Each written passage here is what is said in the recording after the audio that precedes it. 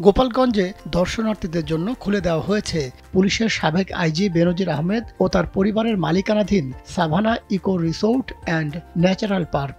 শনিবার সকাল ৮টায় রিসিভারদের ব্যবস্থাপনায় পার্কটি খুলে দেওয়া হয়েছে। পার্কটির রক্ষণাবেক্ষণ ও ব্যবস্থাপনা কার্যক্রম তদারকির জন্য গঠিত কমিটির সদস্য সচিব গোপালগঞ্জ দুদকের উপপরিচালক মোহাম্মদ মশিউর রহমান এ তথ্য নিশ্চিত করেছেন। তিনি জানান, শনিবার মৎস্য কর্মকর্তা, কৃষি কর্মকর্তা, জেলা প্রশাসন ও দুদকের প্রতিনিধিদের উপস্থিতিতে দর্শনার্থীদের জন্য পার্কটি খুলে দেওয়া হয়েছে। প্রতিদিন সন্ধ্যা ৬টা পর্যন্ত এটি খোলা থাকবে। আগের মতোই ১০০ টাকায় টিকিট কেটে দর্শনার্থীরা পার্কটি ঘুরে দেখতে পারবেন।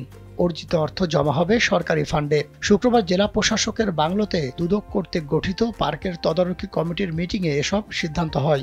অবৈধ সম্পদ অর্জনের অভিযোগে বেনজির আহমেদের মালিকানাধীন এই পার্কটির ক্রোক আদেশের পর গত ৪ জুন সাময়িকভাবে পার্কটি বন্ধ করে দেয় কর্তৃপক্ষ। পরে জেলা প্রশাসককে আহ্বায়ক ও দুদক গোপালগঞ্জের উপপরিচালককে সদস্য সচিব করে ৬ সদস্যের একটি কমিটি গঠন করা হয় পার্কটির রক্ষণাবেক্ষণ ও ব্যবস্থাপনার জন্য।